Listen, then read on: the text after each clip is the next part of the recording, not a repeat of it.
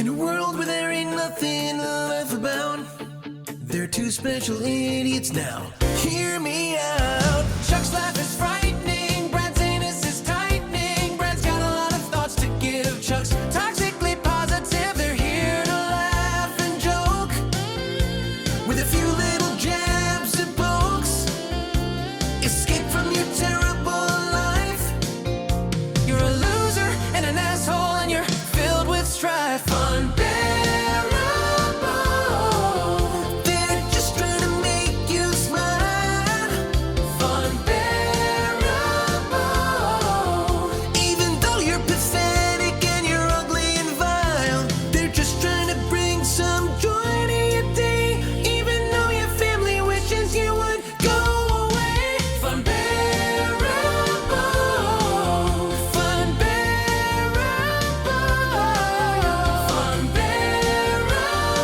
Funbearable. They're terrible. They're fucking terrible.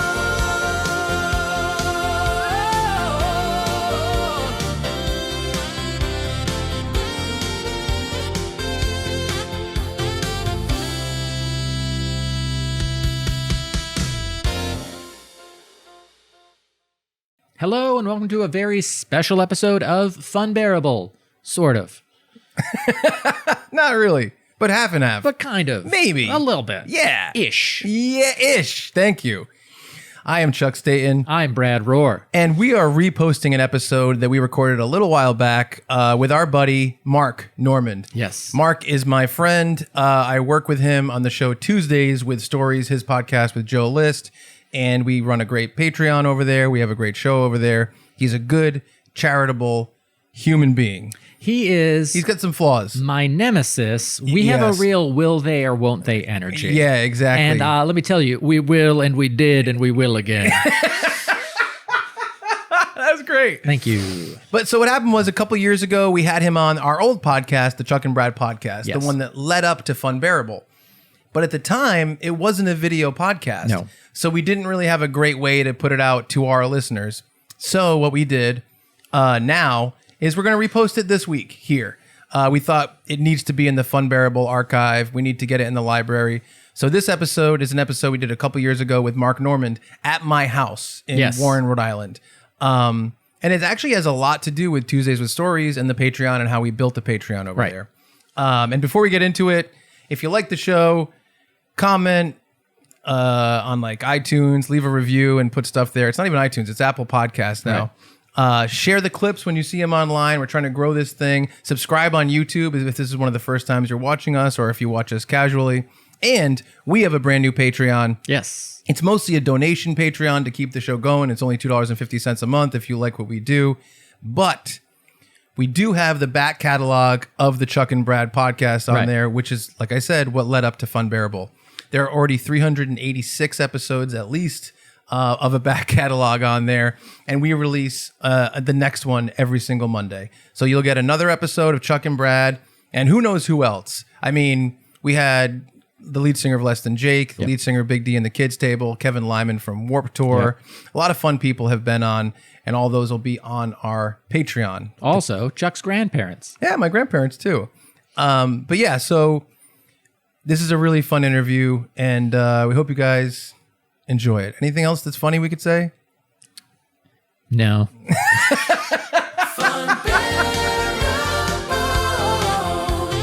Hello and welcome to episode 541 of the Chuck and Brad podcast. I'm Chuck. I'm Brad. How you doing, Brad? I'm psyched. Are you psyched? I'm psyched. How are you doing? I'm good. I'm good. You know, we don't usually do video episodes. We're going to do a couple this month, I think. I think we're going to do one with Ray in a little bit, a Halloween episode. Exciting. And today, we're doing a video episode of the Chuck and Brad podcast with Mark Norman. Hey, I didn't know if that was on me. You said Brad, you said Chuck. I'm Mark. Good to be here. How you doing, buddy? Good. Nice to be here in your humble abode in the Yes. middle of Rhode Island. That's true. We're in Warren, Rhode Island right now. You're in my home. We don't usually record here. We record in my office. But we're doing a video episode, and I'm like, let's just film in my house. It makes more sense. Yeah, you got a cool house. This is like such a dude Yeah. house. You got action figures. You got a leather couch. You got a huge TV. That Treehouse of Horror script was used in the read. That's from the Simpsons Treehouse of Horror 5. Oh, wow. Yeah, Come yeah. on. All things women don't appreciate. And Well, most men. Yes, that's true. So we got Mark here today because we've been working together for, I don't know how long now. Probably like, Couple months. yeah, maybe like, 7 months or something like that. Sure. And I thought we'd have a good talk with Mark and kind of just talk about how all this came to be, because on Tuesdays with Stories, your podcast with Joe List, they just know that all of a sudden I showed up and you guys started talking about me filming stuff Yeah. with no explanation. No one knows where I came from. Sure. Where does he live? What's in his brain? We're going to find out today. Yeah, we're really getting to the bottom of Chuck, and then there's this guy. And then I'm also here. Yes. All right, Brad. Second fiddle syndrome. It's a thing. Good to have you. So Mark is here because he's doing shows at the Comedy Connection in East Providence, Rhode Island this weekend. All sold out shows, added Sunday, amazing, great Sold job. out. We're filming Doug Key's set for release. That's right. As well as a new Hot Gay Sets for the Tuesdays with Stories Patreon. You got that right. It's all filming all weekend. Mark and I went for a romantic walk along the water just now. We got a wrap. We got a coffee. We held hands. He touched my leg. It was great. Good times. So Some new hickeys on both of you. Yeah. But what Weird happened placement. to Hickey? Yeah, I know, right? Yeah, Hickey's went away. I think became like uncouth. Yeah. You know? yeah. Was it ever couth? Do you ever go to like kiss your girlfriend or your fiance? You ever go kiss her on the neck or bite her neck and she's like, "Oh, stop! You're gonna Yeah. make a mark." Yeah. See? Well, you're gonna make a Mark Norman, but you don't want the Hickey because it's like, what are you, 11? Yeah, exactly. You know? That's the death of the hickey, though. That's What- the death. That's the death. Yeah, I think So we think that 11 to 14-year-olds are still hicking each other like crazy. Oh yeah. But after Yeah. that, Oh, yeah. it's a learned behavior. But even as a child, I was getting my neck sucked, or I was sucking a neck, and I wasn't like, "This is great." Oh yeah. I was like, "All right, you're gonna pop a blood vessel, you psycho." But It's in the throes of passion. You do it. I That's guess, when you do it. I don't even like a lip bite. Sometimes a girl will bite the shit out of your lip, and you're like, "Who's enjoying this?" What are we, vampires? This hurts. Yeah. I agree. But yeah, so I wanted to talk to you. I wanted to kind of inform everybody just about how all this gets started, because we kind of started ramping up the Tuesdays with Stories Patreon, Oh yeah. doing a lot more professional video projects. Yep. And I wanted to talk about how all that came about, because it was an interesting little rise. I've heard Where- that before. where I started listening to Tuesdays not that long ago, like 2 years ago, not even maybe a year and a half ago. How'd you come across? So here's what happened. Well, I feel like we're leaving Brad out. no. he's gonna be part of this. He's a big part I of have stuff to contribute about Tuesdays. Okay. Oh, he's- You've already said more than Andy Richter has in 31 years.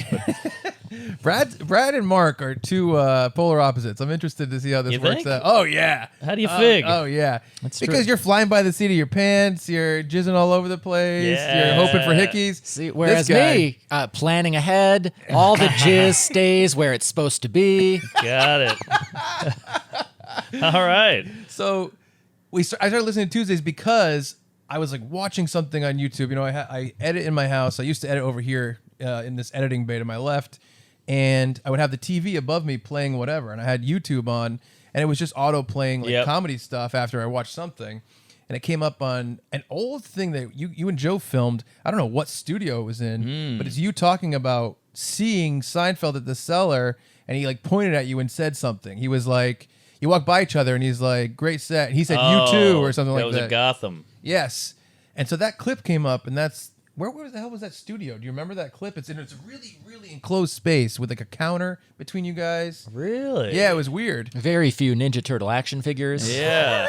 And I saw that, and that's when I first saw the bounce between you guys. Oh, the vocal really? bounce, and I was like, "That's great. That's really, really good." It's funny you bring that story up because I opened for Seinfeld, and it was like the biggest deal of my life, blah, blah, blah, obviously. Right. And that story came out on the ep, and somebody clipped it because it was like a 20-minute story about Yes. me fucking up opening for him, and he yelled Oh, at yeah. me and all that, and Right. it kind of went viral. Yes. So I had it pulled down because I didn't want him to see it. Because I Oh, basically was yeah. like, "This my hero, this guy I grew up watching, let me open course. for him," and I blew it, and he yelled at me. He was so mean, and he's a big fat scary Jew, and and I didn't want him to see it, so I took it down, even though it was like killing it online. Because it's a hell of a story. That's where he got the name of his next special, though, right? Big Fat Scary. Big fat scary Jew. So- yeah. Well, so it's funny. So like that's where I first saw the interaction with you guys, and I started listening from the beginning But Yeah. it's weird because Tuesdays with Stories now and Tuesdays with Stories when it started, Different animal. it's so different. Yeah, it's a prepubescent to a huge dick. And like, honestly, I'm not kidding. Like in the beginning, you'll be like, I made $500 this weekend. Yeah, I'm not even kidding. And No, you'll I say stuff believe like it. that. Well, it's And- 8 years running. Yeah, exactly. And so I was listening to the old ones, and Joe came around to the connection. And I was like, I wonder if Joe would be on the podcast. So I reached out to Joe, and Joe was nice enough to meet up with me and Brad in Providence, right? And we interviewed him at the Regency Plaza. Is that what it's called? Regency Plaza, which is a luxury apartment complex I stayed in when my house was burned down and being reconstructed. By the way, those days are over. You try to get a hold of him now, and you're not getting any response. I know. That's how you know what? I will say this, because he wasn't responding to me for a couple weeks, and I was like, he hates me. I texted him to watch the Val documentary, but he already watched it, so he's pissed off that I forgot that he watched it. Jeez. But you know what? He was filming the movie. He had no service. Because after that, he's been talking to me all the time again. So we're working on some stuff. But he's not. The rest of us love getting a text like, "Ooh, who's texting me?" He's like, I got I a know. text. I don't text him for that reason unless I want to give him some information. Like I might text you and be like, "You got to watch Untold on Netflix." Yes. But I try to keep away from Joe with that. I don't want to bother him. I But hear you. He was really nice. He came on our podcast. And it was funny because I probably was like listening to the beginning 50 of Tuesdays with Stories at that point in time. And he's like, people come to see me live and they're like, this is really different from the podcast. And I'm like, oh, it's not different. And he was kind of like, we say such terrible things. And I think it was like not at that point yet on the podcast because I was like, what are you talking about? But then later on, I was like, woo, like there was a lot of stuff that was very different and dirty and blue and stuff. It's a different time. It's amazing how much has changed since like 2013. Hell yeah. If you like Old School, the movie Old School, they say the word faggot in the first 6 minutes. I know. Yeah. I know. 6 minutes. This is like a came on TBS, major motion picture. Dude, Teen Wolf. Teen Wolf is a PG movie, and they say fag in it. Like, a lot. A lot. A lot. We watched it for the first time, and I'm like, oh, this is like a family comedy. And then they throw that out, and I'm like, whoa. Oh, yeah. This hit's so different. But the 80s were yeah. Wild West. different world. Porkies are putting their dick through a hole in the wall to scare the girls. They're They banging pull it? prostitutes. There's a weird anti-Semitism ribbon throughout the movie. Yeah. No. But it was interesting because I'm watching you guys. Love the podcast. It's funny because people say to you things like, you and Joe, so funny together, back and forth, and you go this, oh, thanks. But you never really talk about it. You never really acknowledge the fact that you guys do have this weird sing-songy rhythm that only really exists between you guys. Hey, well, it got just crafted over the years and years. Do you think that's what it is, or is it organic? Well, I think we're actually buddies, Right, and we have a of lot course. in common. And much like me and B Rabbit over here, we're different in many ways as well. Right. So it's a good link. And also, here's the clinker. Here's the key. Yes. We're both neurotic, insecure whack jobs who assume that the audience is constantly bored, much like I'm assuming now. And so we have to continuously rapid fire jokes, stream of conscious, word association, all this shit. I love it. And so now we're both doing it, and we both have the same mentality of like, Right. they hate us, we suck. Yeah. So it's See, that combination. I'm not so different from Mark. Yeah. No, it's funny because it's like that build and that the little under jokes, Napa Valley, blah blah blah. All that stuff is right. so interesting, and you guys both do it. You don't really do it that much with other people, though. No, you can't because you need the Yeah. bouncing. You need he's the wall, I'm the tennis ball. You need it to go back and forth, and most people are just the curtain. It's so funny. I saw the comment on the Patreon. I don't mean to break your heart. I saw a comment on the Patreon that's like, I signed up because of the Hot Gay Sets trailers. I listened to the podcast. Like, why do people listen to this podcast? It's two of the exact same person talking back and forth. Right. And I was like, first 5 It's- episodes you listen to, they're the same. If you get into Tuesdays, these are opposite people. Complete Yeah. He's Complete sober. opposite. I'm a drunk. He's married. I'm not. He's tall. He's got herpes. I don't. He's New England. I'm Southern. There's so many differences. Every like inkling that you guys Yeah. have, opposite directions. Oh for yeah, sure. He's a planner. He's like an organizer. He's a control freak. I like to do heroin Yeah. up my ass and fuck Yeah. a child, whatever it is. Yeah, of so. course. Hey, Okay, maybe we are a little different. But yeah, of course, and I think it's really interesting because I really do think you guys have very different sensibilities, like in your heart about like, Yes. what you are, Yes. and then a similar delivery system, Right. which that's why it works so well. Well, it's like George and Jerry. Yes, They're Exactly. friends. They grew up together, but he's this weird little bald troll, and this Yes. guy's a Jewy comedian, but they work. Right. And that's the thing. It's like Abbott and Costello, Laurel and Hardy. We could go all day. Exactly. No, it's really funny. It's a really funny relationship. But I like fell in love with that. Ah, I love it. And you know, over time, there's different people that have different relationships, like Conan and Andy Richter, or even like, you know, Will Ferrell and John C. Reilly. Yes. Or like all these different comedy people that have David relationships. Spade, Farley. Exactly. And they have the framework that they get to display that in is like Tommy Boy or Step Brothers, whatever. Right. And you guys have the podcast. Right. And so we're in this new time where it's like that's a new way to, you know, of course, over the past like 15 years, it's a new way to display something like that. Yes. So I was like falling in love with that. I love the banter, and also you guys think like me, like a lot.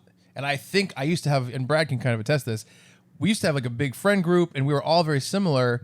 And I continued to do creative stuff. Brad still does creative stuff, and so many of those people fell away, and because they stopped. Well, you get married, you have a kid, you need to buy a house, you got a mortgage, you have a job. Exactly. Yeah, just other things take priority over Yes. the creation. And Yeah. obviously we have Arrested Development, judging by the stack of Ninja Turtles over there. 3 times you mentioned it. Yeah, like I'm the same way though. You go to my house and it's a bunch of dildos and vibrators, My Little Ponies and all this shit. So like we're all stuck in this weird age and we can't get out of it, and so we get along. And I was like, man, I'm like, just like everyone is with podcasts. I'm like, I feel like these guys are my friends, right? Right. That happens, right?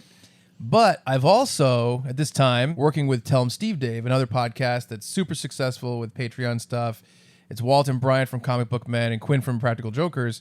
Been working with them since 2016, making like Blu-rays. I directed their live special. And then they started Patreon in 2018. And Walt, coming from the world of Comic Book Men, which is a reality show on AMC, he's used to like real industry stuff. You know, he's best friends with Kevin Smith, the director. He's in a bunch of those movies. So when they decided to start a Patreon, he's like, we got to make this great. We got to make this awesome. We got to make the video projects feel professional. We got to give them real serious content. And he pulled me into that like day one of the Patreon, and we started making these film projects. So I've been working with them. I've probably done like 100 projects with Tell 'em Steve Dave over the past few years. And so I'm listening to you guys, and during the pandemic, you guys are doing the satellite queefs on the Patreon, Yes. which is you guys on Zoom talking to Yeah. each other, doing podcasts. And I was like, and you said like, we can't tour, everything shut down, the pandemic. Like, thank you so much to our Patreons Yes. because they're signing up. You're keeping us afloat. You know what I mean? You're giving us income during this time. And my gears start turning and twisting. Mouse gets stuck inside. And I was like, I'd love to work with these guys and do some really serious projects because you guys have the talent, the back and forth, the interesting lives, all this stuff. That's what I was thinking of. And I'm like, I already have this skill set. Right. I'm a one-man band with Tell 'em Steve Dave. What if I came into Tuesdays with Stories? And Lord knows we needed it. So that's the thing. And I'm like, they're just doing, Zoom videos, which I think there is a place for that stuff. I think that's part of, what people want to support. They want to see the behind the scenes. This is part of your lives. You might be in, Minnesota and Joe's somewhere else. That happens. But I was like, we'd really do really great projects. So I don't know if you remember this. I reached out to you. Yes. I said, I'm Chuck. Here's some film stuff. I sent it to you. You were like, this looks great. You probably never actually watched it. I did not. You did not watch it. Sorry, but And I you- trusted you. You did trust it. And so you're like, I'm coming to Connecticut with Bert Kreischer if you want to film something. I said that? I said, I want to film with you. And you said, where are you? You said, Rhode Island. You said, I'm coming to Connecticut with Bert Kreischer. I was? You were. What was that gig? You didn't go because of some COVID thing. You couldn't get a test. Oh, yeah, that's something like right. that. It was a drive-through, drive-by, Yes, drive-in. Yeah, I couldn't go. There was so much COVID protocol and Yes. testing and vaccines and Yes. Proud Boys. I couldn't get in. Yes. So, but I was all excited for it. I was like, I can't believe this. I'm going to use Mark as a stepping stone to get to Bert. But I was like, not at all. I was like, I'm going to film with Mark. And then you had a COVID thing. You told me, like, oh, whatever. You didn't explain it all, but whatever. And I was Yeah. like, damn. And I was going to play this clip for you, but I listened to it back last night. And it didn't make a lot of sense because it was throughout an episode. But we did an episode last January, way before we ever worked together, way before we really started talking. You two did. Me and Brad did this Okay. episode of the Chuck and Brad podcast. I think it was like 501. and it was like, Good what do we genes. what do we want for next year? What like we talk about Button the end of the flies. year wrap up. Like, what do we hope? And I'm like, I want to work with Mark Norman and Joe List. Wow. I want to work with Tuesdays with Stories. I want to get involved, and I want to do this stuff. You're like a Make-A-Wish without the ailment. Right, exactly. Well, a little ailment, but Diabetic. my back hurts. AIDS. So I was like, this is January, and I was like, I got to make this happen. So February, March, at some point, I reach out to you, and I'm like, listen, I want to come film some stuff. I worked with this other podcast. They have a great Patreon. I want to bring these kind of videos to you guys.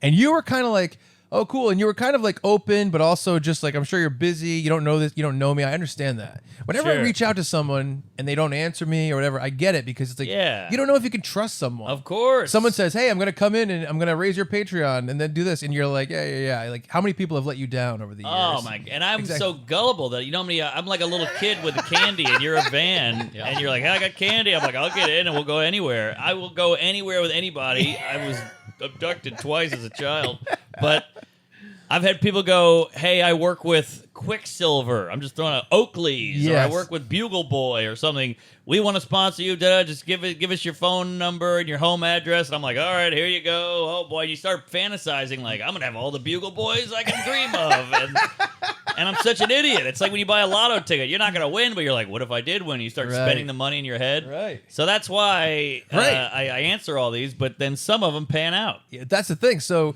you're like, oh, yeah, we'll talk. And I was like, listen, get on a Zoom call. And the reason I was doing that was because I wanted to be able to send you videos and kind of explain this to you. And you're like, and you were like a little bit like, oh, maybe we'll get together. Maybe we'll talk sometime. And you're kind of like pushing away. And I was like, this is too important. And I kept pushing Yeah, back. good. It's all laziness at that point. I'm like, I got to set up a Zoom Yeah, and of click course. a button And so sit there. I It's got a lot of work. I got one voicemail from you that I have still on my phone. That's like, Really? and you were like, well, let's do a call. And I was like, here's my number. And you called me on a Saturday. And you're like, Chuck, this is Mark Normand. Actually, you know what? I bet I could play it right into the mic. Oh, here we go. Here we go. I hope the N-word's not in it. Oh, here we go. Let's Press see. 7. This is embarrassing. No, this is great. This is Pre-knowing you. you never met me. This is Okay. me hitting you up on So you must have hit me up on Instagram and then gave me your number. yes, many Okay. times. Let's see. Many times. Wow. Well, probably like 3 times. He's a thirsty boy. This is Yeah. this is February 27th. I had a frame. You're good. You ready for this? February 07? Hey, Chuck, it's Mark Norman. Just calling you. I know it's early. I'm hungover. I'm gay. I couldn't sleep. I'm nervous about the idea, but I'll hear it. No promises. Squeeze, anal, semen. Sorry. That's it. Oh, wow. I think February. I got That tackled was at the end February 27th, there. Oh, okay. 2020. 2021. Right. Oh, 21. This is this year. Wow, that's pretty recent. It's very recent. February. See, now I know myself well enough to know I was planting a seed. Like I'm a little nervous, meaning I don't want to do any work. Yes, I I don't know. want to I don't want to say yes to something and then be legally contracted and I have to do something. What's the obligatory? Yes. So you got to throw out the I'm nervous because most people go, you're gonna come to Nashville. I'm gonna show you around town. We're gonna shoot 8 videos, and you kind of go, how do I get out of this one? Yeah, right. Nobody wants to do anything. There's I all know. people who hit you up and they go, if you're coming to town, we'll get a drink together. I'm like, why would I want to get a drink with you? Of course. I don't know you. I don't It's know gonna you. be work. Of course. But yeah. I got that. You should get a video of like a photo shoot with the Wings in Nashville, though. Yeah, that's Ah, nice. the Angel wings. wings. Get I like outta Just here. a nice little bachelorette party down there. Yeah. I'm got tampon with wings. Maxi pad. There you go. So that's after I hit you up a couple times, and then I called you back, and I'm like, I got all these ideas. Remember, I wrote down the list. That helped. I wrote down an email of all the ideas that we could do. That helped. And I said, here's all the stuff I've done, all these Patreon series. We should come in. We should do, I took some ideas you already had, which was like the Seinfeld commentaries, the Curb commentaries. Yep. I'm like, let's do them more pro. We'll make a big intro for it. Call it Must Queef TV. Yep. We'll shoot it with multiple angles, have the picture-in-picture. Like we'll do hot gay sets, documentary series following you and Joe to different shows all over the place. I have other ideas too. The special education, where you guys talk about the behind the scenes of your favorite specials Sure. and why jokes work All and stuff good like that. ideas. And so I came to you with that Tuesday's Christmas special, and I was like, "Here's the deal." I'm like, "I'm gonna come to New York. We're gonna film, and I'll do That the was first it. time for free. That was it. And I want you to see what I do with you guys. Yeah. And you tell me if you want to continue. Okay. Now let me just say, from my point of view, you were coming at me pretty hard. You're going, I'll make this work. I'll come to you, which is great. I think that's kind of what you have to do in your position because we don't know you. So you kind of have to step up and go the extra mile. But I'm already nervous. Yep. I'm inviting you into my home with all this equipment. I know. Joe is way worse than I am with the paranoia, with the not trusting, with the doing anything. So you had to convince me, and then I had to convince him, and that wasn't easy either. This guy's gonna rape us. He's gonna steal my wallet. Exactly. You're gonna let him in your home? Who is this guy? He's got facial hair. What's going on? But here's the clinker. This is what saved your ass. You doing a podcast with him back in '88 or whatever that was. That's what's. I would go. Remember this guy? He had high hair and weird glasses and a lot of action figures. And he said, "Oh yeah." Yes. And then he's like, "Okay, I know the guy now. All right, I'll fuck him." Yes. Yeah. And that I was surprised because you guys happened to film the podcast in your home. Yeah. If it was at a studio, it'd be a little bit easier to make this transition. Yeah. To, like meet us at the studio. True. But you're like, come to my house. We meet outside. We wheel all my shit in. It's a million things. And I'm like, this is going to work out, I swear. Which is, by the way, this is a weird transition to make from like, oh, I love this podcast to being like, all right, we're working together today. We're going to film all afternoon. Right. And we totally. filmed maybe one episode of Tuesdays, Musqueef TV, Yep. something else like that. And this is a stranger, just Yeah. a weirdo in your house. And you're like, all right. You want to hear something hilarious? I ran down because I forgot something in my car. I got like a tripod or something. I ran down and all the cameras were recording. This is right at the beginning. And you're like this. You go like this to Joe. You go, I think this is it. I think this is our guy. And he goes, shut up. The camera's rolling. Again, that's the paranoia. I'm like, hey, I'm open-minded. Hey, Yeah. this will be fun. And he's like, what are you kidding? He's watching us right now. I know. I could tell that. I'm like, hey, what's up? And you're like, oh, hey, what's up? I love this guy. Just because I was like a regular person. Yeah. Yeah, and that worked out great. We did Tuesdays, we did Musqueef TV, and I think I like made sure to fucking kill that Musqueef TV intro. Yeah, you did. And make it legit. And I'm like, when I send this back to them, they're gonna go crazy for this. And you guys loved it. It's Tuesdays, Musqueef TV, featuring all your favorites. So if you're scared, if you haven't got the stomach for this, let's get it out right now. And I'll go on my own. All right, damn it, I'm in. Anyway, thanks, Stu. That's very nice of you. Thank you. What about me? You thank me too? Well, why do I have to thank you? Musqueef TV Tuesdays. Yep. I hit you with a proposal. Yep. And you said, let's do it. And then right away, it was funny because you were already starting to film stuff. You filmed when you went to LA. You already had plans to do that with Syracuse. Yep. And I believe the Long Beach thing was already like in the works, or maybe it was like right then. Yeah. And you sent me those two Behemoths projects. of footage. Yes. And then I was like, all right, well, these would be the two first Hot Gay Sets. I pitched you Hot Gay Sets. Brad came up with the name Hot Gay Sets. I did. B-Rabbit. I did. I remember I was driving to New York. I'm like, I want to come up with a name for the series of following Mark and Joe to shows, documentary style. And Brad's like, Hot Sets, Hot Gay Sets. And I'm like, that's it. That's it. And we loved it. Just top of mind stuff when I think about Mark and Joe. Yes. They go hot gay sex. Yeah. But can I say this to the kids at home listening? This is how you do it, folks. You got to go that extra mile. You got to go out of your way. You got to do all the heavy lifting. Yeah. Because you want to be hired. Yeah. We weren't really looking for someone. No. So this is the thing a lot of people don't realize. Like what is it? The guy on Rogan, the computer guy. Yeah. Jamie. Yeah. He did something similar to what you did, Yeah. and now look at him. Yeah. And it might not work out. That's the Right. thing. It's not a guarantee either. So you take a risk, take a shot, go for it, and maybe work for free or do something for free and learn something and meet people and all that. But it's how the best shit is done is just by going for it. That's one of the things too. I mean, you look, I just told that story real quick, but looking up close, it's like I was like, all right, I'm going to drive to New York. 3.5 hours. I'm going to get a hotel somewhere That's that I'm paying for $300. myself. I'm going to go to Mark's apartment, and we're just going to film whatever happens. I'm going to have to figure it out when I get there. How do we set this up? Lights, yeah. cameras, and then I'm going to have to take it home and and figure it out and make it great.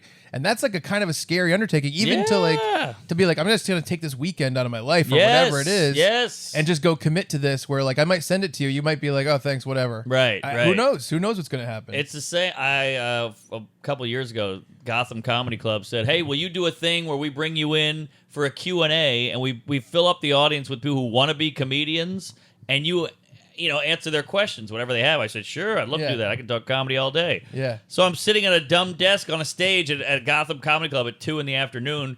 Everybody's in business suits. We got a random mom, an uncle, Wall Street guys, and I go, "Yeah, you." And I go, "I have a dog at home." And then I work during the day, so I couldn't really do sets at night because I need to feed the dog. I'm like, "You're out." And like, "Oh, wait, exactly. I have a kid, and so I can't really leave him at night. If I get a sitter, it's going to be too much money." I'm like, "You're out." And they're like, even guys who are like, "How much money do you make the first year?" I'm like, "You're out." Yeah, exactly. This ain't it. Yeah. None of you guys have asked me about funny, joke writing, how to be a comedian, all that. It's just like, how's it going to work out in my life? How is comedy going to work around my shit? Exactly. Like, no, you got to work around comedy, or you don't want it. Exactly. You wanted it. Oh, I wanted it. Yes, and now look at us. Now we're all living together in a home. So it was great. The Surreal Life episode. Yes. No, so it was great. So we did that first Hot Gay Sets.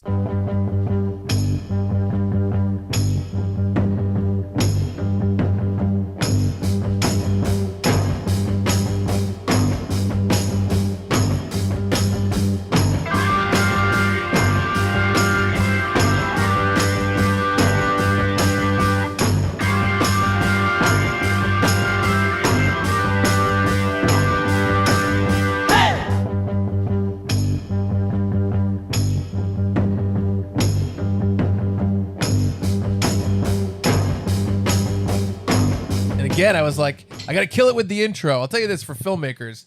If you're doing an intro, make the intro incredible because that's when people get hooked. That's when people say, this is going to be a good project. Because Hot Gay Sets, Must Queef TV, that shocks you of the quality that it is because it's like a TV show. That's interesting. And then that basically sets up people to say, in their heads, they go, oh, this is really well done, even before the project starts. It's funny because when we grew up, we were all in the same ballpark. Yeah. You're 58. Yes. But TV shows had an intro. Oh, hell yeah. Every show, Fresh Prince of Born in Philadelphia, Oh, Born yeah. and Raised. Oh, And we yeah. all knew it. You know, Yeah. you sang it at home while your mom made pizza rolls or whatever. Yeah. And now no show has an intro. They just go right to it. Or you can skip intro. Yeah, can. skip intro. Which is crazy to think know. about. Like, when I put it in the morning, I got to dinner on time. That Saved by the Bell intro, you know, like you knew every one, and it was exciting. And now they're all it's a dying art. Of course. But you're keeping it alive. Well, that's almost like the trick, because what we're doing with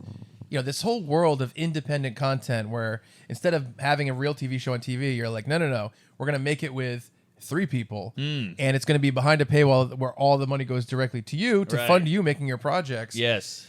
We have to get people to say, like, we have to get them to feel like in their heads, like, oh, this is worth it. Yeah. They're doing stuff that's really good. They're doing Totally. stuff that takes a lot of time. Yep. And so that's why I kind of really, really baby those intros and really try to make them extremely professional. And you can see it. Now, what do you think of this? Because you're jizzing all over the podcast. Right. I don't know if you've ever heard of the pod or me, but Unsure. It's- okay. But He loves you guys. I do. And just briefly here, you know how like when you take in a lot of a particular kind of media, you pick up the speech patterns, whether Yes. consciously or unconsciously. So, Sure. there was a weekend I probably listened to 4 old episodes, and I went into work on Monday morning, and I work in the housing office at a college, and Okay. a guy came in and he's like, oh, like I need a new roommate. And I was like, oh, what about this guy? And I was like, picked up the speech pattern where like, he's a football player, he's an engineering major, he's this. And I almost said he's gay, he's anal, because that's our go-to like end of a list.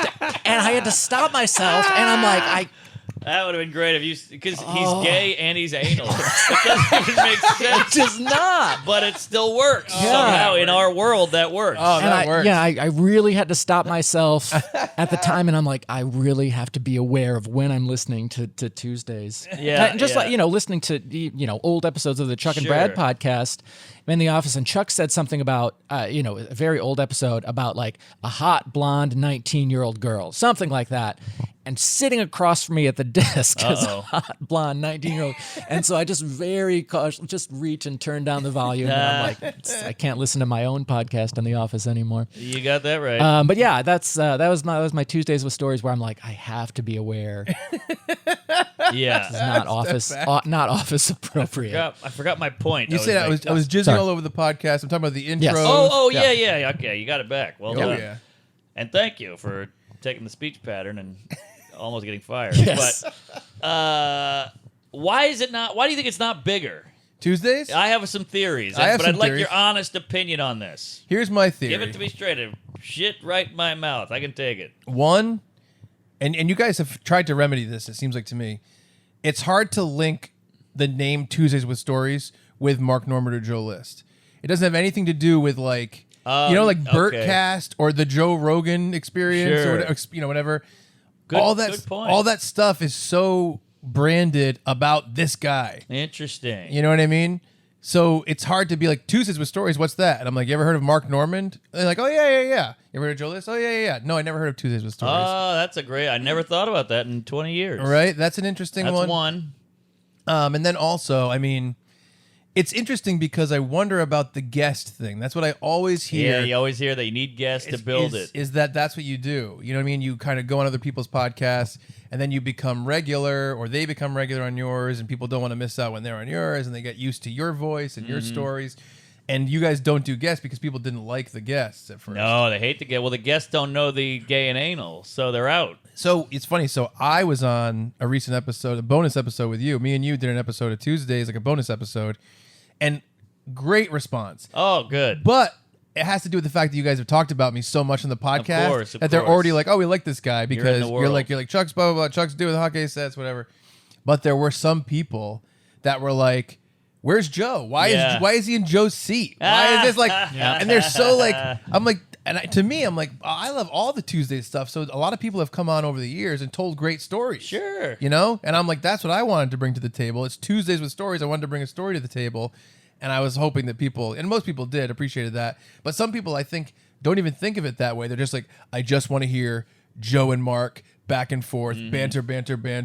This, what do you say? This, that. I don't know about this and that. Like they just want to hear that. They don't want it. They don't want anybody else. Doesn't matter if it was Burt Kreischer that came in. They're like, where's Joe? Right. You know what I mean? Did you see somebody put Joe's face on your head? That's like a symbol of how bad they want you to not be you. They're like, we'll literally Photoshop Joe's face just to feel better for a second. I know.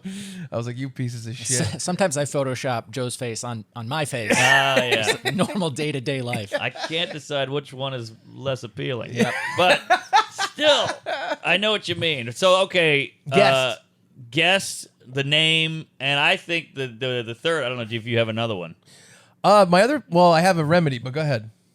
I think, and we've brought this up in a Zoom kind of a Tuesday's conference call with Shelby and everybody, and we said, look, Schultz doesn't really have guests. I mean, he has one every 5 episodes, maybe. You can't count on a guest. Yeah. Huge pod. He Right. also has 16 guys in the room of 8 different nationalities, so that doesn't hurt. Yep. But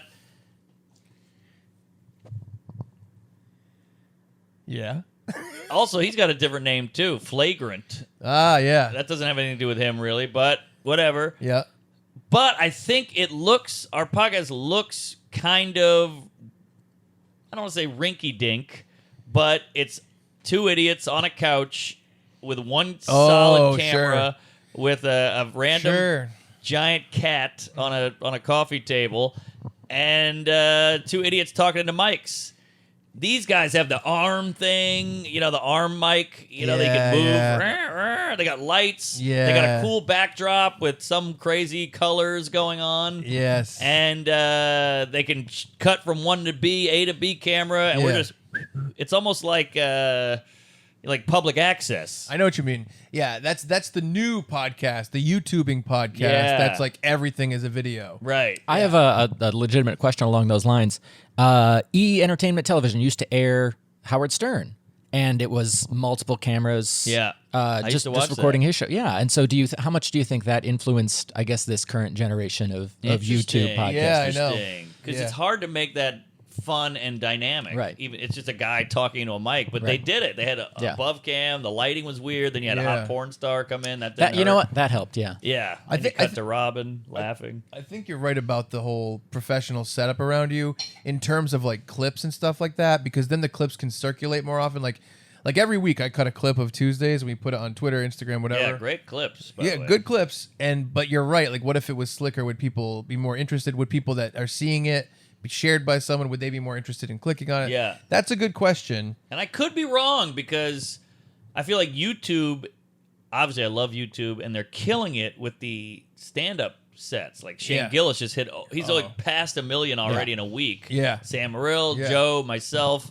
all these people are killing it on YouTube, and they don't look half as good as a Netflix. I mean, it's obviously like 3 camera maybe. It's in a shitty bar or a dumb little venue where the Netflix like swooping jib. Yeah, they have and the crane and all that stuff. All that shit. So purple lighting. People don't care. They care about quality, but maybe we're not there on podcasts yet. Well, the thing is, I mean, I don't know your exact numbers, but you guys have a lot of listeners. Right? I feel like we do just from the outpouring I get, but I don't see them on YouTube. And the hard thing is, like, you got to think that the people that are on Patreon, they got to make up like 5 to 10% of who's listening. Okay. And so if we have 5,000 people on Patreon, that's pretty good. That's pretty damn good. You think we're hitting 100K? I think you might be hitting 80. All right. That's pretty that's pretty good. That's solid. But the question is, how do we continue to grow? Because that's something I want to do too. Yeah, just every listener to Tuesdays, please email Mark Normand at his personal email address. So if he gets 80,000 emails, then we'll know. We'll know how many people listen. Yeah. Yeah, I mean, there's the aspect of like, how do we get past that? Even if you do have a good listener base, but you want to grow it more, you want to grow the Patreon more. What do we do? I think that's a part of it. The professionalism thing and making it feel like a whole package. That's good. But I do think the guest thing, a good way to do it, if we really wanted to do it, it'd be smart to do bonus episodes on the Patreon with a guest here and there. With like it could be just you and a guest or just Joe with a guest, and that could be its own series on the Patreon that we do whenever. Interesting. Like the way that Tell 'em Steve Dave does it is we have like 11 revolving shows. And so week to week, you don't know what's going to come next, but there's a new show every single week, 52 weeks a year. So like right now we have Musqueef TV, we have Hot Gay Sets, and let's say on top of that you have like bonus episodes. Those are the 3. You could do like, let's say we'll do the special education about your favorite comedy specials and you guys go through them. You could have a guest the guest series, whatever we want to call it, where you guys have other people on. And then those clips would be in public. Those clips would be on social media. Yep. So if you did get someone on that people like, then those people might be like, oh, I might sign up for this one thing, especially because our Patreon is $3 a month. It's so small. You know what I mean? So that might be a way to do it, because I know that the fans are protective over Tuesdays just being you too. But I do think there is a way to work in guests and make that we're doing live eps. We're doing one at Soul Joel's. I think you're coming to that. I'm coming. It's already almost sold out, by the way. Wow. So that does great. show we have people out there. This is a random town in Pennsylvania, and they're coming out to an outdoor podcast. Yeah. But we did one at the Improv in L.A. Must be 5-6 years ago. We got Burt Kreischer. Yes. We had all these fun guys. Like, Burt Kreischer's a get in the podcast world. Hell yeah. Live ep, pretty full improv. We killed it. It was a great episode. And we put it on the bonus. We put it as a Patreon. And Fanny, our ad lady, Fanny, who does all our ads, was like, are you nuts? You got to make this a real ep. Like, this will get people in. And Joe and her, like, kind of went at it. And he's like, no, this will bring people into the Patreon. And she's like, put it on the real one. And he's like, Patreon. So we end up putting it on the Patreon, but it was a fist fight. How long is the episode? An hour. An hour? You could do a thing where you did like an episode of Tuesdays, and then you do the first 20 at the end of it. That's not bad. You know what I mean? Then you can advertise it being there. People get to listen to it. It's like, if you want to listen to the rest, join our Patreon. I think Cumtown does that. You can do stuff like that. We could come up with different ideas like that. All right, everybody, we're going to pause this because we got to plug our big Halloween show, Chuck and Brad's Halloween Spooktacular. The third, it's not really annual because it's been a couple of years, COVID. But the third annual Chuck and Brad Halloween Spooktacular is happening at the Comedy Connection in East Providence, Rhode Island on Thursday, October 21st. It's going to be a night of very experimental live comedy, pranks, sketches, weird shit, stand-up. Ray Harrington will be there. Mark will not be there. Nope. But please come out, chuckandbradpodcast.com for tickets. It's Chuck and Brad's Halloween Spooktacular, a lot of fun stuff. Ray Harrington is a homo, and I love him so much. Oh, yeah. He's my favorite guy. Yeah, what is he, Michael Moore's daughter? Yeah, that's what David tells David said. tells joke. chuckandbradpodcast.com. Hooray. Halloween Spooktac. You know, my whole thing, and to continue the story a little bit, we came in, we started doing hockey sets. I sent you the first one, which was Long Beach. And I Right. think you guys were pretty shocked at how it came out. Yeah, great. Because, well, all over, you guys are like, this stinks, this video stinks. You're in the video saying, like, what are we filming? We're not filming anything. You're like, I'm texting, I'm eating pizza, what are we doing? But then it turned into something that people really liked. Oh, yeah. They really liked that behind the scenes. And then, of course, we did the Mark on the LA pod circuit. Oh, that was his opus. Yes. And, like, again, the intro. He and Mr. Holland. Intro.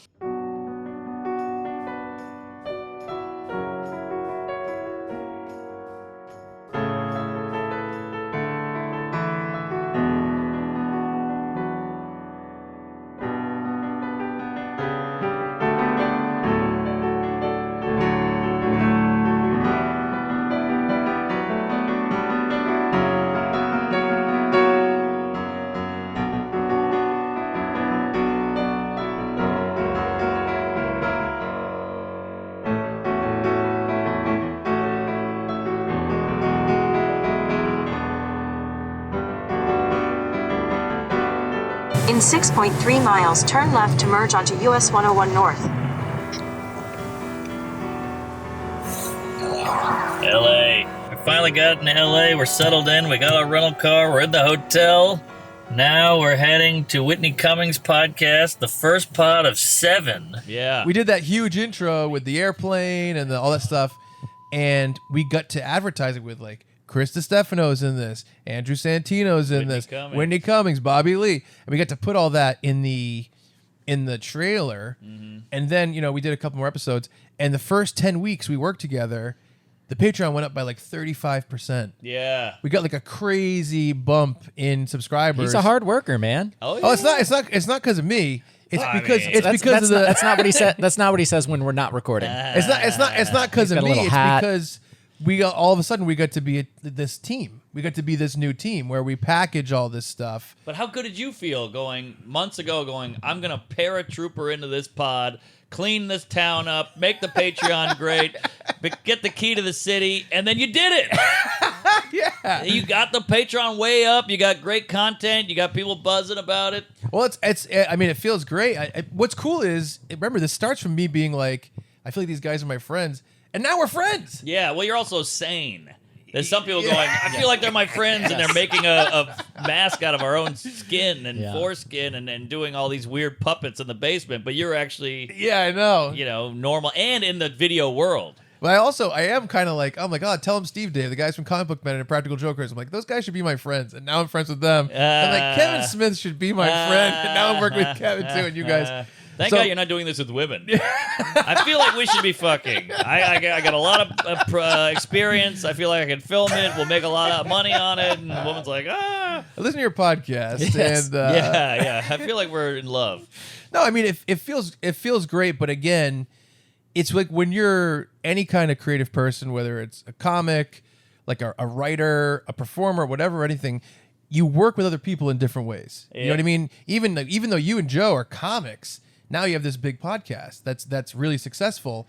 That's you guys, working together and finding a way to work together. So to me, it was basically saying like, oh, this would be an awesome team to put together. Mark, Joe, and me working on video projects and taking those voices and putting them in this framework and kind of presenting it to people. So it feels awesome, but it's more awesome that this team was able to come together and actually make this kind of stuff. You know what I mean? agree. Which takes everybody working together and take everyone willing to say, yeah, let the camera follow me around for 5 hours at this show. Yeah, and let's be honest. It doesn't take everyone coming together. It took me and you coming together. And Joe loosening his asshole for 5 seconds to let some new thing happen in life because he's so scared of change and new ideas. You know what's funny, too? I proudly stand with Joe. I know Joe likes the videos. I know he does. Now he does. And I send them to him, and all I get back is amazing, thank you, and that's it. And I know he really watches them because we talk about him too, like when we meet up and stuff like that. But it's funny, it's funny. Between us, he's blowing you He's not a texter. Like, Yeah, he's like, yeah. can you believe that? He does that move. He did that intro. He's got the rock music. Oh my god, it's fucking amazing. And I'm like, I know, Chuck's killed it. Yeah. Good. And he sees, he's like, hey, what's shaking, Nicholas? No, it's great. I'm happy with it. I want Joe to be Joe. But I'm the same way. I need the same. I need the validation. I need you to let me know. Oh yeah. So that's why I try to double down and compensate for his snaggletooth. No, I appreciate it, but it's the team. It's the team coming together. And the thing is that's cool is like I really feel like, we've done a few Musqueef TVs, those came out great. We did a couple of just normal Tuesdays that I think are great, and those do feel pretty pro. I'd love to get into like a studio situation. That'd be awesome. Yes. The hockey sets, all that stuff came out great. And even we did like 3 in a row that was like one was Tuesdays, then one was Musqueef TV, then the next Hot Gay Sets opened with timestamps of us doing it all that day and pushing it way later, and Joe being late for his thing and running to the cellar and stuff like that. Yeah, I mean to me that's one of the highlights is us running around that night throughout the city to the cellar and all that stuff like that. That was fun to get everywhere. That's what people want to see, and part of my vision, if I can be a little gay. Please. Was like Tuesdays with stories. They're telling the stories. Let's see the stories as they happen. Yeah. That's what I was thinking of with Hot Gay Sets. I'm like, you guys can tell these stories. What if we film them as they happen? That's what people are going to want to. That's what's going to be like the ultimate thing. If people are willing to listen to you on a couch talk about it, what if we could showcase it? Wow. I don't know how we would do that. Well, that's what we were doing. That's what that night was. That's what the LA Pop Circuit doc is. That's what I'm saying. You're right. Yeah, good point. You know what I mean? You go, I went on this podcast. I showed up at Chris D's house a day early, and now we have that on video, and we're able to put it in. Good point. So that's what we're doing. But I really feel, honestly, like we can kind of do anything. Like we've taken this very punk rock DIY approach to doing this stuff. Anything we want to do, I think we could do it. Mm-hmm. One of my ideas that I pitched to you that I hope to do sometime, I just want to make an episode of Curb starring you and Joe. That's it. No difference. Same music, same everything. We just do an episode of Curb. I'd love to. Who am I, Cheryl? Who would I be? Am I Jeff? My idea would be we do like let's say like an 8 to 9 minute one of Joe by himself where he's Larry, right? Then we do an 8 to 9 minute where you're Larry. Then we do a final 8 to 9 minute where you guys, the storylines come together and you're together. Right. And that's one whole episode. That's fun. I'd like to picture Tuesdays with Stories, the Broadway musical. Oh! Ooh. Anal gay jizz. Yes. That's the slug line. Yes. That's the circle of life for, No, so it's great. I'm glad this is all worked out. Now we can just kind of do stuff all the time. We can go anywhere. I feel like if we have an afternoon, we can do so much. We could do so much with anything. With anything you have. And this shows why the industry is such a bunch of coward, cum-guzzling queefs. Yes. Because we pitched this show twice to like one production company and then somewhere else, something to Comedy Central, where we said, we meet up every week. We tell these stories. Wouldn't it be funny if we recap them on video and you could see, we cut back and forth to studio to the story in real time. Yeah. And they were like, we've seen a lot of stuff like that. I don't know. And we wrote all these one sheets and treatments and all this shit.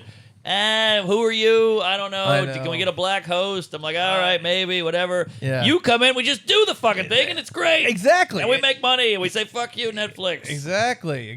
Well, you get your Netflix special coming out next month. That's true. Might want to take it back. Yes. Thank you, Netflix.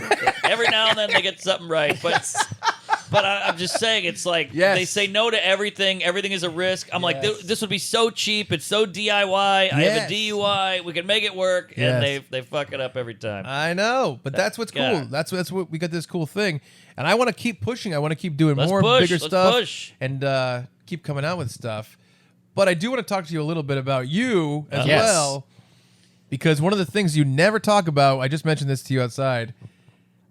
You grew up skateboarding. Yes. I want to know what the music situation growing up is with Mark Norman. That's true. Okay, well, I'm so not hip. Right. That I didn't music you got to keep up with. It's like fashion. I know. I'm not hip either. I never listened to a Drake. I don't know what's going on. Nah, I can't. I can't do it. That auto-tune stuff stinks. I know. Auto-tune was like in case something was bad, you're like just auto-tune it because they were off tune, and now auto-tune is the norm. Yes, I know. Which sucks. And we might even be referring to the auto-tune of like 4 years ago. I don't even know if it's still the norm. Who knows? You know. But yeah. So it was a lot of ska, a lot of punk. See, this is what I'm wondering. Yeah. This is what I could smell it. We would just put a boombox out. You skid up and down the driveway for like 9 hours. Right. Yeah. This is pre-internet, and you just put a boombox, Rancid, Real Big Fish, Less Than Jake, No Effects, all that shit. I knew it. But again, I didn't know much about it, but I knew what I liked, and I Yes. loved Rancid. I think Rancid was my number one. This is what I wanted to hear. So, Out come the wolves. I'm in a band, Senior Discount is the band. So influenced by NoFX, so influenced by Rancid. Real Big Fish, one of my favorite bands of all time. I love that band. They're one of if you see them live, they're like one of the best live bands I've ever seen. Really? Amazing. Oh, Yeah. they're incredible. Why aren't they bigger? They were on MTV for like 10 seconds. Yeah, Sell Out with Sell Out. Sell out. Yes, And, so good. And then I'll have myself a beer. Oh, I the love the best. combination of that rock with a little. It almost has a touch of reggae or Yes, like yes. funk in it. Oh, it's so the good. trumpets and everything, and it's so danceable and it's upbeat. I hate Metallica. I fucking hate Metallica's.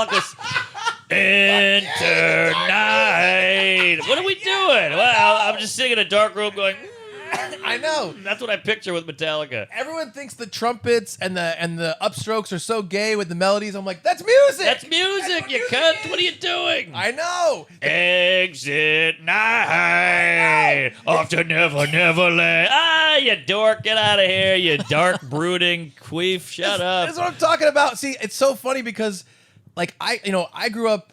I've been in a band for 17 years. We played all these big shows. We played with Less Than Jake, Catch-22, Straightly Manifesto. We played with all these big bands. Aquabats. I love it. And I've always been deep into ska and punk and stuff like that. But it was big in 94 to 2002 or something like Yeah, that. That's when all a that stuff short was run. bigger. And I love that stuff. I find so much value in that music. No effects. I even love a ton of Green Day stuff, obviously. love Green Day. A lot of Blink-182 stuff I love. I think Sum 41 is an underrated band. But Interesting. I love all this stuff. And I was like, Mark grew up skateboarding. Yeah. And I hate to say it, I'm not trying to, generalize. I think comics, people, they shit on stuff a lot. And they have to course. be like, no, that sucks, that sucks, that sucks. That's kind of part of the job is you Yeah. find the funny things to pick apart. Yeah. But I'm like, I bet Mark likes punk rock and ska. I love it. I do. I knew it. I really enjoy it. Yeah, and I don't get me wrong. I like a little Elton John. I Oh, like so Van do I. Morrison. I like Jackson Brown. I like the Stones and Zeppelin and Bob Dylan and all that too. Of course. But that stuff, it's nostalgia, and it was upbeat and super fun. I don't like how everything, like even hip hop when I Yes. grew up was like. Biggie was like, I'm getting laid, and I got a Nintendo and my SUV, and Yes. it's fun. And Yeah. now it's like, man, I'm gonna kill that bitch. She did me wrong, or whatever the fuck. It's just so dark and like Migos is all there. Like, Yeah, it's it's that like- weird it's- electronic yeah. sound. Yeah. I hate I'm that. not- I I liked know. it when it was fun. Why can't we have fun? Even comics who are like, you see their poster and they're like, Yeah. and you're like, why are you mean? We're funny guys. Yeah, Like, we're yeah. jokes. It's like we said with the antics and comedy movies. It was jokes and fun. Exactly. It's so good to hear you say that because I knew it. I'm like, I love this punk rock stuff. I knew you liked it. Against Me, Less Than Against Me's Jake. great. It's the best. Yeah. Oh, great it's so music. funny. I even like the Boss Tones. Oh, the Boss Tones are incredible. I got to tell you, my band was in talks to open today for the Boss Tones and No Effects in Worcester. Yep.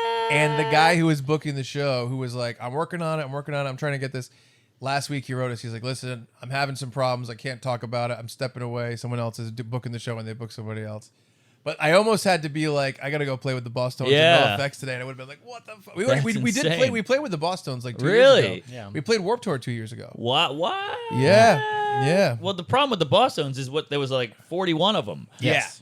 Some 41 members, and they got to pay everybody. Yeah, Even I the know. weird guy dancing for no reason. Yes. He's got to get a check. You know that Dickie Barrett is lead singer of the Boss Tones. He's Jimmy Kimmel's band leader on Jimmy Kimmel. That I knew. Yes. Yeah. That's pretty cool. And it is cool. you know who's an underrated? Oh, they also played in the movie Clueless. Yeah. That's right. You know who's an underrated band is Offspring. Yeah, they're great. Spring is awesome. Oh, amazing Americana. band. That album Yes, is yes. so good. Yeah. Oh, that's incredible. I'm The so- neighborhood was so alive. Whoa. That's one of my favorites. It's funny because I haven't listened to Offspring in a long time, And there was this lawsuit with Ticketmaster where they're like, if you bought tickets in the past 10 years, you're going to get 2 free tickets for all these huge shows. And the show, the tickets were limited, so they kept selling out. So I'm like, you know what? 311 and The Offspring are coming to Xfinity Center, That's Gillette correct. Stadium. I'm like, I'm just going to get 8 tickets and we're just going to go on the lawn and hang out. There you go. And we went fucking awesome time. Oh, Even though we didn't do the really? new stuff, and I like 311 in 1997, I like The Offspring with Americana. It was so good. 311 did this crazy drum circle where they were throwing the sticks to each other and doing this big drum Wow. thing. It was incredible. It was so good. I feel like part of my voice as a creative person, whether it's I'm writing or me and Brad perform comedy or we do our podcast, part of my voice is I kind of love everything, and I want to find the good in everything. I People feel are similar. I hate this movie. I hate this band. Right. I hate this genre. I hate this thing. I'm like, I fucking love it. When people start saying, I don't like Limp Bizkit, I'm like, you motherfucker. I'm like, Limp Bizkit had a place and a time. Well, you lost me. In the same way that 80s synth and 80s hair metal, if you like Poison, Yeah.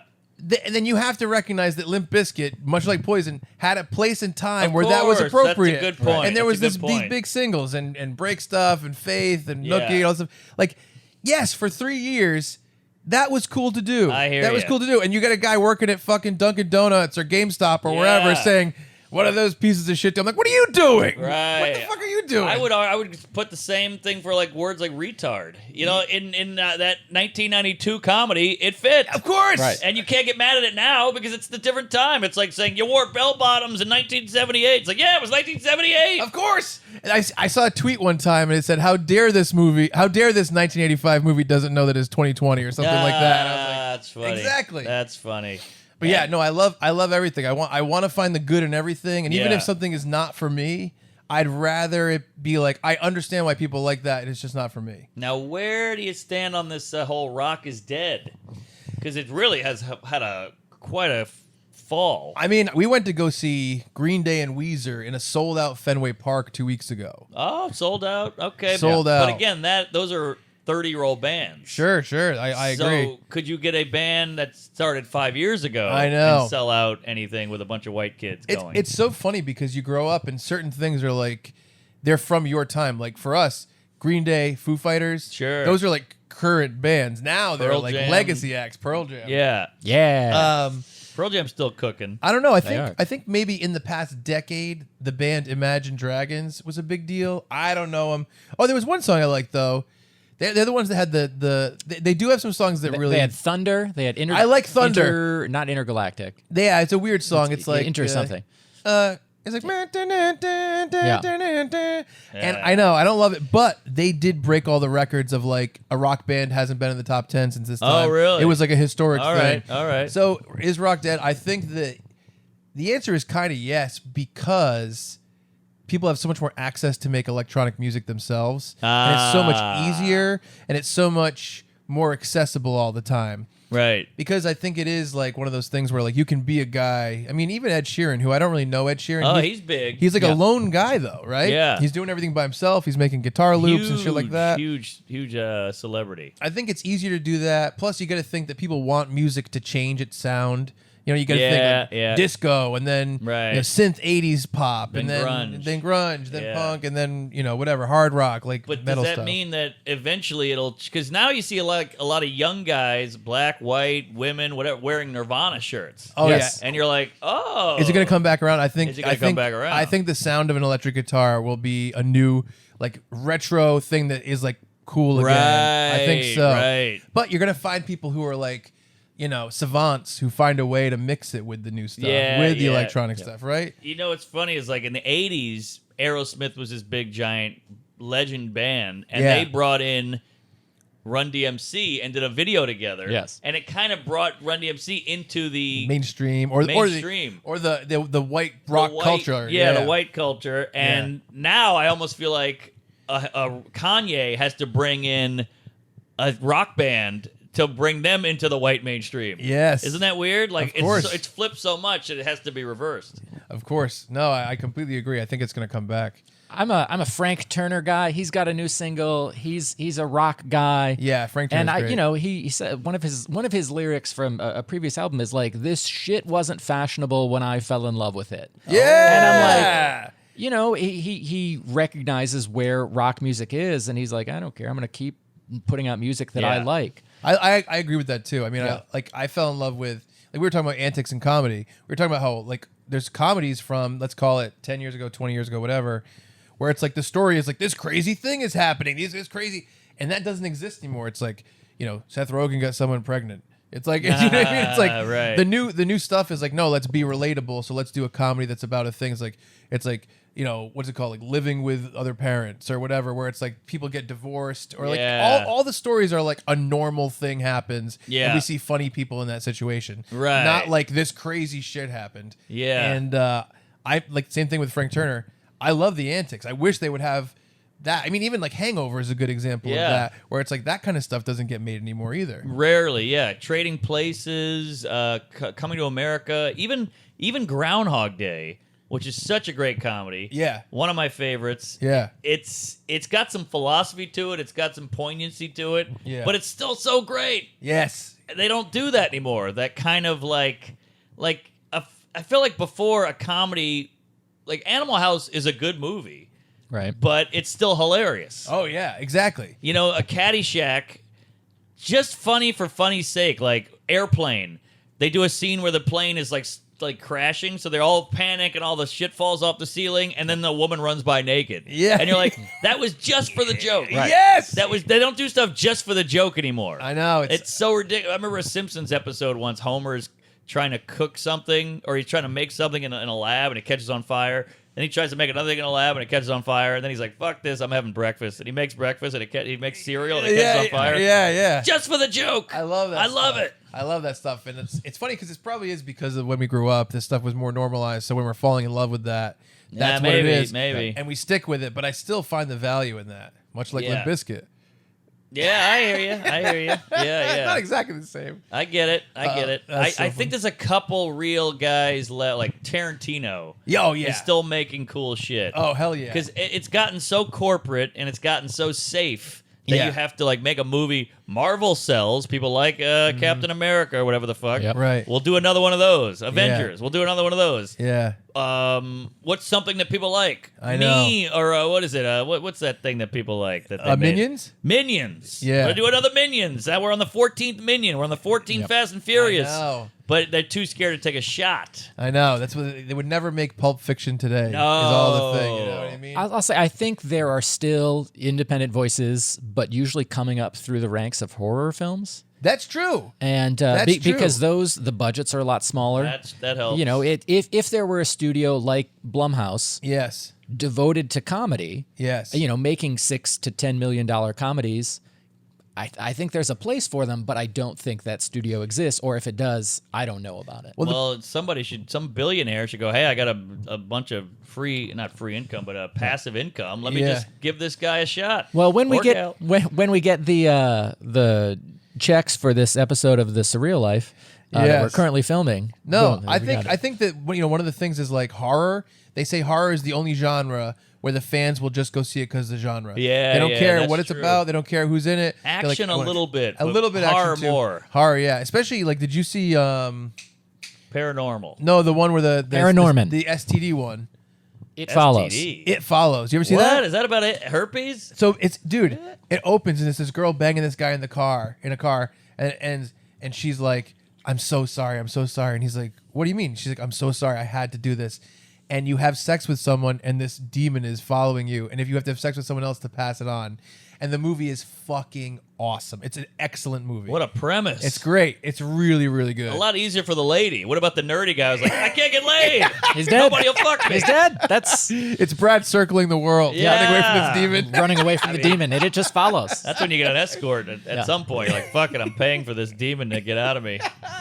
So good. Wow, that could be really spoofed. Yeah. Oh, yeah. Yeah, exactly. Well, I think the problem too is that people did try to be like, you know what, American Pie is going to be that small comedy studio, Right. And then they come out with a ton of shit. Yeah. So people don't trust the small comedy studio with no one they know. But They I go, think "Ugh." stand-up because I'm a huge Tarantino fan, to bring him up again, but he talked about in the 80s, movies were shit. Yeah. It was like rarely a good movie, cookie cutter, good guy, bad guy, happy ending, every movie. And then the 90s was a flip on that, or a reaction of that, where they made crazy shit. And the 90s had amazing, it was like Pulp Fiction and Saving Private Ryan and Forrest Gump and Shawshank Redemption and Jurassic Park. Yes. I mean, it was one banger after another. LA Confidential, Shakespeare in Love. Yes. It was a reaction to that. And I think stand-up now is going through that. Really? We had a lot of bad stand-up, a lot of Netflix horse shit, a lot of checking boxes, a lot of we got to have a little of this, little of that. And everything kind of sucked. Yeah. Louis kind of fucked it up too with like, I'm going to do a special every year. And you're like, you don't have to do that. And now everyone thought that was the norm. So Yes. Aziz is putting out 10 specials a month and it all stinks. Yeah. And now it's so hard to get a special made for a young kind of on the rise, hungry comedian, which are the best comedians when you're hungry. Yeah. Who's funnier now, Seinfeld in 1989 or Seinfeld now? Yeah, right. Because you have to kill it. But stand-up comedy now with YouTube and not getting hired is actually forcing certain comics to get amazing just so they can put something out and get some love. Right, Does that make sense? No, it makes does. perfect sense, especially like we were talking about with the Patreon and all the stuff of you can get people with a minimal crew and do it yourself. Yeah. That's what that is. It's the same thing. Yeah, so I think we're having a stand-up renaissance or whatever the word is. Yeah, I agree. Well, you know what? again, also because it's so easy to make. Pulp Yeah, Fiction's exactly. hard to make. Well, now it's like it's more accessible. People can make it. Accessible. You know what I mean? Yeah. 15 years ago, I think it's a lot more difficult. Podcasts too. I mean, podcasts are a thing. 10 years ago, my agent would be like, "You doing a podcast? What? There's no money in that. Move it along. Go do this audition." I'm like, "I'll never get this part. It's for Forrest Gump 2. I'm not gonna get it." And they're like, "Yeah, just do it. You might get it." And I'm like, I could have made 8 podcasts, a Patreon, and had 6 guests on by now. You would have been a great Lieutenant Dan Jr. Ah, totally. Yes. Tastes like cigarettes. The last thing I wanted to talk to you about. 'Cause Please. We'll close this up. I'll get you back to your hotel, and I'm on my way to Jersey from there. I got quite a weekend. Quit bragging. I'm interested in, right now, you just released the YouTube special Well, it's been about a year, ago, and that did great. Now you just did the Netflix half hour. That's coming out very soon, next couple weeks. Yep.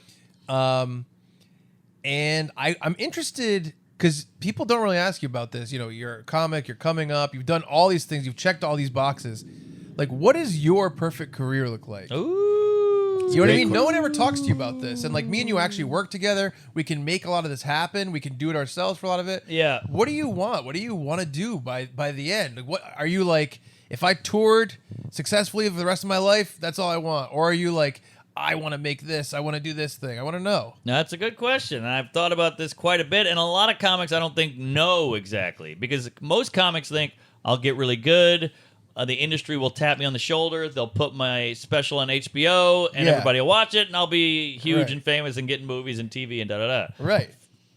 Those days are over. And if you wait for them to tap you, you're going to be waiting for 16,000 years. So you might as well just make your own shit. Yes. But to me, the ideal goal is, and so much has changed, so it's hard to keep up with it because a new thing might come out next week that alters your course. Right. So for me, it's complete freedom.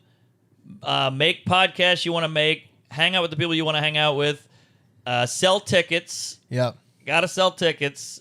Have fans who love you, get you. Be good at what you do. Right. There's a lot of comics who sell tickets who aren't funny or good in any way, but they're just so famous, or they've the audience has attached themselves to that person by some, like a Kevin Hart. Say what you will about his comedy, but people love that guy. Sure do. I mean, he's on every movie, he's on every pod, he's on every TV show, he's on all the Netflixes. So even if he is bad, he'll hit enough people that they'll glom on to him. So I still want to be good. Like Bill Burr is still good. Yeah. And you like him. Yes. Yeah. Another thing about comedy no one talks about in your career is I want to be the same guy here as I am there. Some comics you see on stage like, this guy's great. I love this woman. She's amazing. She's so funny. And then you see her on a podcast or see him on a TV show and he's boring and a waste of time and he sucks.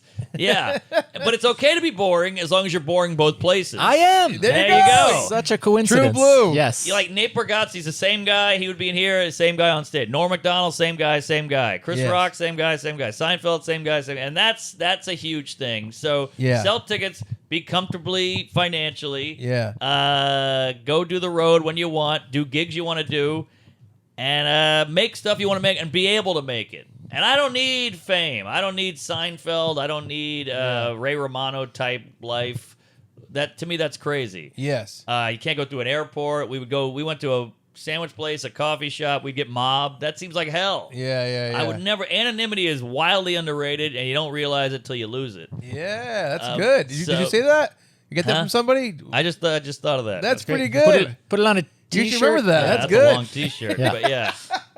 So, there's certain bands. You're like, whatever happened to that band? Then you go, oh, they're actually playing in Yes. Provincetown. They sold out 8 shows. You go, oh, all right, that's what I want to be. Yeah. Under the radar, but still, the people who like you, and they come out. I don't need to be in a movie. My friend got offered a Marvel movie. He's like blowing up. He's a huge famous comedian.